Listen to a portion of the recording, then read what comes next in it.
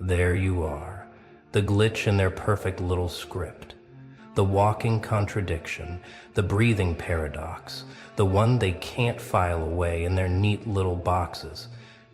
You know what's fascinating? They've been studying you for years now, taking notes, comparing stories, trying to crack your code. And every time they think they've figured you out, you do something that completely shatters their analysis. One day you're feeding stray cats with tears in your eyes. The next day you're cutting people out of your life with surgical precision and zero emotion. One moment you're the softest soul in the room, the next you're the coldest presence they've ever encountered. And it's driving them absolutely insane. Because humans need categories, they need labels, they need to know if you're safe or dangerous, friend or foe, angel or demon. But you're both. You're neither. You're something else entirely. You're the person who gives their last dollar to a stranger but won't give a toxic friend 5 minutes of your time. You're the one who cries at commercials but laughs when people who hurt you fall apart. You're simultaneously the most empathetic and the most ruthless person they know. And they can't compute it. Their little binary brains are short-circuiting trying to process what you are. Let me tell you what's really happening here. You've transcended their understanding of human behavior. You've evolved past the simple good versus evil narrative they desperately cling to. You operate on a frequency they can't tune into. Your moral compass doesn't point north or south. It points to truth, and truth, real truth, isn't always pretty. It isn't always kind. Sometimes truth is a gentle hand on someone's shoulder. Sometimes it's a door slammed in their face. Sometimes it's forgiveness. Sometimes it's permanent deletion from your existence. And you've mastered the art of knowing exactly which one to deploy. They watch you help someone through their darkest hours, spending weeks, months even, being their lighthouse in the storm. And they think, oh, they're a saint. They're an angel. They're pure goodness. Then they watch you ghost someone who crossed your boundaries without a single explanation, without a goodbye, without even a flicker of guilt. And suddenly they're whispering, psychopath, monster, how could they be so cold? But here's what they don't understand. Your kindness isn't weakness. Your cruelty isn't evil. Both are calculated responses to what the situation actually demands, not what social programming says you should do. You weren't always like this, were you? No, there was a time when you were simpler, more digestible, more predictable. You were either all heart or all hurt, never this sophisticated blend of both. But then life happened, betrayal happened, being too good got you burned, being too trusting got you buried, being too pure got you poisoned. And somewhere in that mess, somewhere in the ashes of who you used to be, you realized something profound. The world doesn't reward consistency. It rewards adaptation. It rewards those who can be exactly what the moment requires. Nothing more, nothing less. So you started experimenting. You started being kind without being naive. You started being strong without being heartless. You learned to read people like code, seeing past their words into their intentions. You developed what they can't understand, selective empathy. You still feel everything, probably more deeply than most. But now you choose who deserves access to that depth. You choose who gets your softness and who gets your silence. You choose who receives your warmth and who faces your winter. And this selective deployment of your emotional resources, this is what breaks their brains. They want you to be consistent. They want rules they can follow. If you're kind to strangers, you should be kind to everyone. If you can cut people off, you must be heartless to everyone. But you've transcended these kindergarten ethics. You understand that not everyone deserves the same treatment. That person crying in the grocery store, they might get your last $20. That friend who only calls when they need something, they get nothing. That stranger struggling with their bags, you'll help them to their car. That family member who traumatized you for years, they don't even get a response to their texts. This isn't hypocrisy. This is wisdom. This is what happens when someone learns the hard way that blanket approaches to human interaction are how you get destroyed. You tried being good to everyone. It nearly killed you. You tried being hard to everyone. It nearly killed your soul. So you became something more sophisticated. You became someone who can hold infinite compassion and infinite boundaries simultaneously. Someone who can love deeply and leave quickly. Someone who can forgive everything but forget nothing. Someone who can be the hero in one story and the villain in another, and sleep perfectly fine knowing both are true. What really terrifies them isn't your duality, it's your peace with it. You don't struggle with this anymore. You don't lay awake at night wondering if you're good or bad. You've accepted that you're both, neither, and something beyond their comprehension entirely. You've stopped trying to fit into their moral framework. You've stopped explaining your choices. You've stopped justifying why you can be an angel to one person and a demon to another. You just are. And this self-acceptance, this integration of your shadow and light, this is what makes you dangerous. Because once you stop needing their approval, their understanding, their categorization, you become ungovernable. You become unpredictable in the most terrifying way. Not chaotic unpredictable, but strategically unpredictable. They can't manipulate someone they can't predict. They can't control someone they can't categorize. They can't guilt someone who's already made peace with their own darkness. They can't shame someone who wears their contradictions like armor. So they keep trying to figure you out, hoping to find the key that makes you make sense. How can they volunteer at homeless shelters but refuse to help their own toxic family? How can they cry over a dead bird but feel nothing when their ex got karma? How can they be so generous with strangers but so ruthless with people who betrayed them? They ask these questions like they're contradictions, but you know they're not. They're evidence of someone who's learned to distribute their energy wisely. Someone who's learned that universal love is a beautiful concept that gets beautiful people killed. Someone who's learned that having a big heart doesn't mean everyone gets access to it. You've become the thing they fear most. Someone who can't be manipulated through conventional means. They can't use your kindness against you because you've learned when to turn it off. They can't use your darkness against you because you've learned when to embrace it. They can't use guilt because you've already accepted what you are. They can't use shame because you're not ashamed of your complexity. You're a walking proof that humans don't have to choose between being good or being strong. You can be both. You can be neither. You can be whatever the moment authentically calls for. Let's talk about what you've really mastered here. It's not just being good or bad. It's knowing when each is appropriate. It's having the wisdom to recognize that some people need your softness to heal, while others need your hardness to learn. Some situations require your full heart, while others require your full absence. You've developed what most people will never achieve. Situational authenticity. You're not the same person in every room, with every individual, in every circumstance. And that's not fake. That's evolved. Think about nature for a moment. The same sun that helps flowers grow can create deserts. The same water that gives life can cause floods. The same fire that warms can destroy. Nature doesn't apologize for having multiple functions, multiple impacts, multiple faces. Neither should you.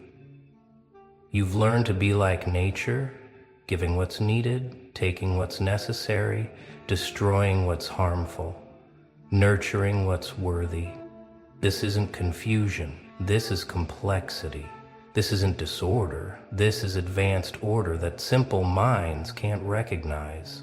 They keep trying to test you, don't they? Pushing buttons to see which version shows up. The saint or the psychopath, the angel or the demon, the healer or the destroyer. But what frustrates them most is that you don't react from emotion anymore. You respond from wisdom. That person trying to trigger your darkness with their sob story, you see right through it. That person trying to manipulate your kindness with guilt, you're already 10 steps ahead.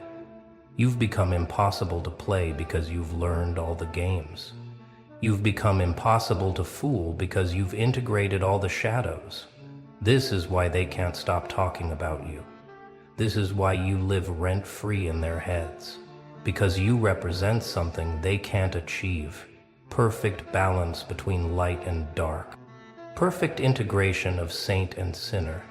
Perfect harmony between helping and harming. But only deploying each where it truly belongs. You're not confused about who you are. They're confused about how to handle who you are. You're not lost between two identities. They're lost trying to figure out which one is real. But you know the truth. They're both real. They're both you. They're both necessary. Here's what they'll never understand about your particular brand of power. It comes from being unreadable. It comes from being simultaneously capable of great love and great indifference. It comes from them never knowing which version of you they're going to get, not because you're unstable, but because you respond to what's actually in front of you, not what they expect. This psychological ambiguity you carry, it's not a weakness, it's your greatest strength. It keeps everyone on their toes. It keeps manipulators at bay. It keeps the users guessing and the genuine ones grateful. You've noticed it, haven't you? How differently people approach you now. There's a hesitation in their step, a calculation in their words. They're trying to figure out which buttons to push, which version to appeal to. But you've removed all the buttons. You've transcended their simple cause and effect understanding of human behavior. You don't react. You choose. Every response is a choice, not a reaction. Every kindness is deliberate, not default. Every cutoff is calculated, not emotional. This level of conscious living terrifies people who operate on autopilot. They want to know your rules so they can game them. What makes them kind? What makes them cruel? What triggers the saint? What triggers the psychopath? But your rules aren't based on external formulas. They're based on internal knowing. You can feel energy. You can sense intention. You can read the space between words. You know who's approaching you with genuine need versus who's approaching you with hidden agendas. You know who deserves your gentleness versus who needs your boundaries. This intuitive navigation system you've developed, it can't be hacked because it can't be understood. And the beautiful part? You're not trying to confuse them. You're not playing games.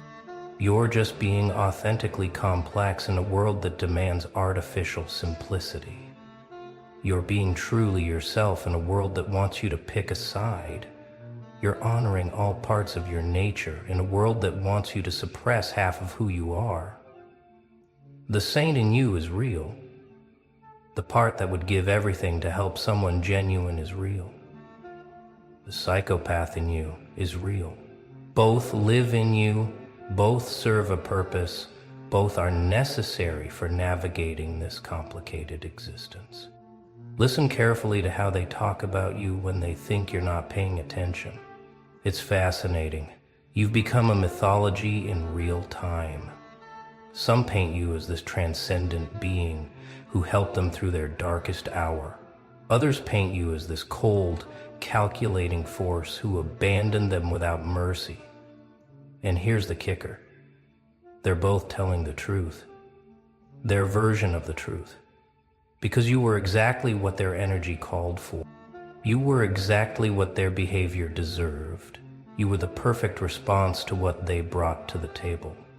The ones who approach you with genuine hearts, they get the saint. They get the version of you that stays up all night helping them through crisis. They get the version that remembers small details about their struggles. They get the version that shows up without being asked. They get access to your supernatural ability to heal, to understand, to hold space for pain. They experience you as medicine, as miracle, as answered prayer. And they're right. That's exactly what you are for them, because they earned it with their authenticity. The ones who approach you with games, they get the psychopath. They get the version of you that sees through their performance. They get the version that doesn't respond to emotional manipulation. They get the version that can walk away mid-conversation if disrespected. They get to experience your supernatural ability to disappear, to forget, to feel absolutely nothing for their manufactured drama. They experience you as cold, as cruel, as inhuman. And they're right, too. That's exactly what you were for them, because they earned it with their dishonesty. This is your gift to the world, perfect reciprocity. You don't give more than what's deserved. You don't give less than what's earned. You're a perfect mirror of other people's energy, but elevated. Their kindness comes back as sainthood. Their cruelty comes back as psychopathy. Their genuineness unlocks your depth. Their fakeness triggers your surface. You've become karma incarnate, delivering exactly what people have coming to them, no more, no less. And this terrifies those who know they don't deserve your light. This terrifies those who know they've earned your darkness. What you've achieved, most people spend lifetimes trying to understand. You've integrated your shadow. You've married your light and dark. You've created a unified field where both your saint and psychopath coexist without conflict. They don't fight for control. They take turns based on what's needed. They collaborate. The saint in you identifies who needs healing. The psychopath in you identifies who needs boundary. The saint in you extends compassion. The psychopath in you prevents exploitation. They work together as a perfect system. This integration broke their understanding of how humans work. They were taught you have to choose, good or bad, kind or cruel, soft or hard, open or closed. But you proved that's a false choice created by simple minds who can't hold complexity. You proved that the most evolved beings are those who can access their full spectrum without shame, without conflict, without confusion. You can be the person crying over a homeless dog and the person who feels nothing when toxic people suffer, in the same day, in the same hour even, because both responses are true to what's actually happening. They keep waiting for you to pick a side, to finally settle into being one thing they can understand. But you're never going to give them that satisfaction. You're never going to simplify yourself for their comfort. You're going to continue being this beautiful, terrifying combination of everything they love and everything they fear. You're going to continue being the person who would die for someone worthy and wouldn't cross the street for someone toxic. You're going to continue being both their salvation and their judgment, depending on what they bring to your altar. The spiritual teachers don't know what to do with you. You're too dark for the light workers. You're too light for the shadow workers. You exist in a space between spaces, a frequency between frequencies. You're proof that enlightenment doesn't mean being all love and light. It means being all things in their proper proportion. It means having access to your full humanity, not just the parts that make others comfortable. It means being capable of both infinite compassion and infinite indifference, and knowing exactly when to apply each. Your reputation has become its own entity now, hasn't it? It walks into rooms before you do. It whispers in people's ears before they meet you. Some are warned, be careful, they're incredibly kind, but they'll cut you off without warning if you cross them. Others are told, they're amazing, they'll help you through anything, but don't ever try to manipulate them. Your name carries weight now. Not the weight of fear alone, not the weight of love alone, but the weight of uncertainty, the weight of possibility, the weight of someone who could be either salvation or damnation. New people approach you with visible curiosity. They've heard the stories, the conflicting accounts, the person who saved someone's life and the person who destroyed someone's world. They can't reconcile these stories in their mind, so they come to see for themselves. Which one are you really? And what they discover depends entirely on who they are. If they come with pure intentions, they meet the purest soul they've ever encountered. If they come with hidden agendas, they meet someone who sees right through them before they even speak. You've become a test of character without trying to be. People reveal themselves in how they approach you, in what they try to extract from you, in how they interpret your complexity. The good ones appreciate your multifaceted nature. They understand that your capacity for darkness makes your light more meaningful. They understand that your ability to cut people off makes your loyalty more valuable. They get it. They get you. And these are the ones who get to experience the full magnificence of what you've become. They get the saint and the psychopath, and they're grateful for both. The others, the ones who can't handle your complexity, they create their own suffering. They try to pin you down to one identity. They try to force you into their simple moral framework. They try to manipulate the saint while ignoring the psychopath. Or they try to avoid the psychopath while exploiting the saint. But you can't be divided. You can't be played against yourself. You are whole, integrated, complete. And those who can't accept all of you get none of you. Those who try to choose which parts of you to engage with find themselves engaging with nothing but your absence.